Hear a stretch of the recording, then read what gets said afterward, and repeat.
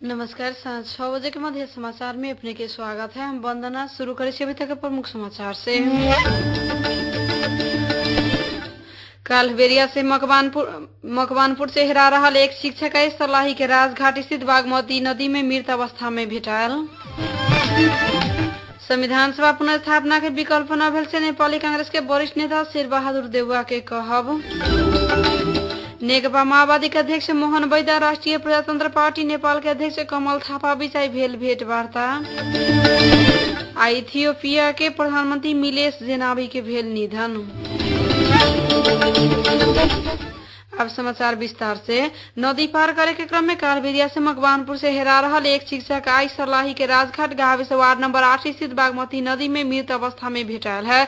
सर्लाही के बरहतवा गाविस ward number 5 रहनिहार अंदाजी 47 वर्षीय शिक्षक घनश्याम यादव आई सवेरे मृत अवस्था में भेटल। बरहतवा स्थित इलाका प्रहरी कार्यालय के प्रहरी निरीक्षक भुवनेश्वर प्रसाद शाह के अनुसार मकवानपुर स्थित भीमान प्राथमिक विद्यालय में प्रभावित शिक्षक यादव कालबेरिया मकवानपुर सिंधुली जिला के सीमान में परे वाला बागमती नदी पार करे के क्रम में नदी में दहा के बेपता भेल रहलन। प्रहरी खोजी करे के क्रम में राजघाट स्थित बागमती नदी में यादव के लाश फेला पारले है। लाश पोस्टमार्टम के लिए मलंगमा पठायल गेल से प्रहरी निरीक्षक शाह जानकारी दिलन।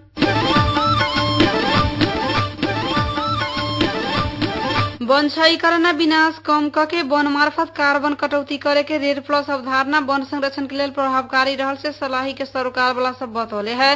सर्लाही के हरियाण में आई भेल जलवायु परिवर्तन आ रेड प्लस संबंधी जिला में उठल सवालगत छलफल कार्यक्रम में उ सब देखल गेल कुछ कमी कमजोरी के सुधार करके आगाड़ी बढ़े के परत में जोर देले रहलन। हिमवंती नेपाल के सहयोग में हिमवंती जिला शाखा सर्लाही के आज नामे भेल कार्यक्रम में महिला सब संरक्षण कैले सामुदायिक वन ही उत्कृष्ट रहला से वन में महिला सहभागिता बढ़ावे के परत सेहो बतैलन। कार्यक्रम में सामुदायिक वन उपभोक्ता महासंघ सर्लाही के अध्यक्ष उत्तर कुमार मैनाली सामुदायिक वन के विधान कार्य योजना महिला अपांग मैत्री होए के परत से बतौले रहलन।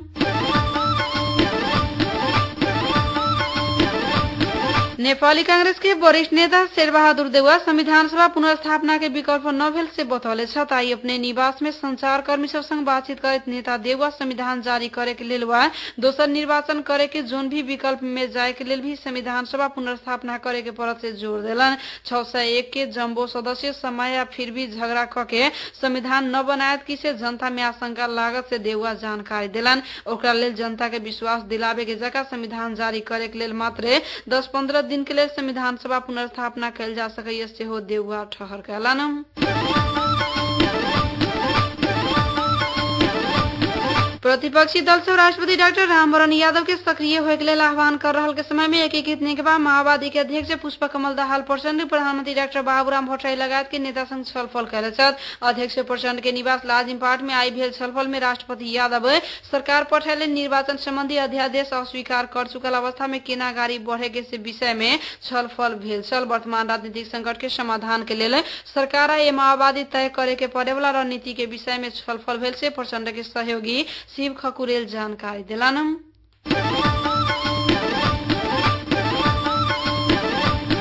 नेकपा माओवादी के अध्यक्ष मोहन बैदा राष्ट्रिय प्रजातन्त्र पार्टी नेपाल के अध्यक्ष कमल थापा बीच माओवादी केन्द्रीय कार्यालय बुधनगर में भेंटवार्ता भेल। वर्तमान राजनीतिक समस्या के समाधान के लिए राजनीतिक दल बीच सहमति होए के परत से बारे में छलफल भेल के भेंट के बाद अध्यक्ष थापा पत्रकार के बात बतौले छथि। थापा वर्तमान अवस्था में राष्ट्रीयता आ देश के स्वाधीनता में आँच आवे लागला से ओकर रक्षा के लिए एक भे के अगाड़ी बढ़े के लिए सहमति भेल सेहो उल्लेख कैलन। वर्तमान अनिश्चितता हटावे के लिए अपने 6 बुंदे प्रस्ताव राखले से बतौबैत अध्यक्ष थापा नया निर्वाचन से ही संविधान निर्माण करे के परत है। निर्वाचन के लिए राष्ट्रीय सहमति कायम करके संविधान संशोधन करके स्वतंत्र व्यक्ति के नेतृत्व में सरकार गठन होए के परत से प्रस्ताव राखले से हो जानकारी दिलन।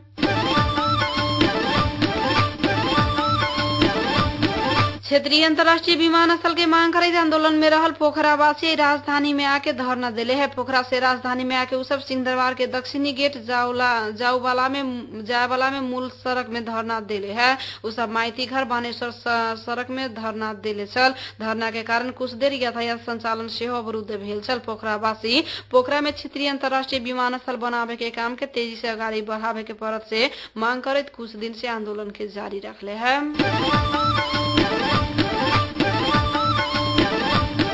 अब विदेश के समाचार। इथियोपिया के प्रधानमंत्री मिलेश जेनावी के निधन भेल है। सरकार के प्रवक्ता हुनकर निधन भेल से समाचार के पुष्टि कैले है। उपचार के क्रम में ब्रसेल्स के एक अस्पताल में रहल प्रधानमंत्री मिलेश के सोही अस्पताल में निधन भेल से सरकारी प्रवक्ता जनौले है। शक्तिशाली प्रधानमंत्री के रूप में करीब 2 दशक से सत्ता में रहल 2 महीना से विरामी रहलन। सरकारी अधिकारी सब के अनुसार विगत 2 महीना से सार्वजनिक समारोह में सेहो न देखल गेल रहलन। सरकारी प्रवक्ता बेरकेट सिमोन सोई अस्पताल में प्रधानमंत्री मिलेश के निधन भेल से समाचार इथियोपिया के अधिकारी के दिले से समाचार में जनाल गेल है।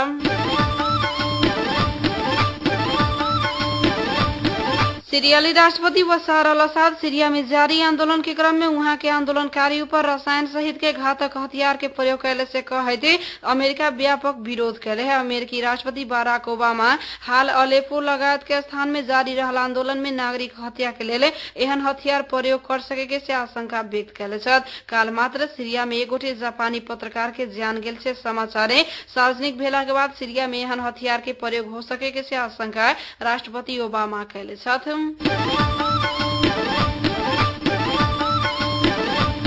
मध्य समाचार के अंत में प्रमुख समाचार एक बार फिर से।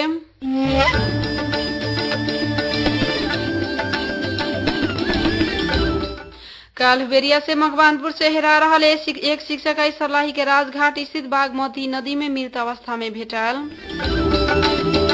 संविधान सभा पुनर्स्थापना के विकल्प न भेल से नेपाली कांग्रेस के वरिष्ठ नेता शेरबहादुर देउवा के कहब। नेकपा माओवादी के अध्यक्ष मोहन बैदा राष्ट्रिय प्रजातंत्र पार्टी नेपाल के अध्यक्ष कमल थापा बीच आई भेल भेंटवार्ता। इथियोपिया के प्रधानमंत्री मिलेश जेनावी के भेल निधन। अही के संग 6 बजे के मध्य समाचार राहिठुम समाप्त हुई। हम बंदना दिया जाए क्या गया सुनते रहो रेडियो मधेश 89.3 मेगाहर्ट्ज। नमस्कार।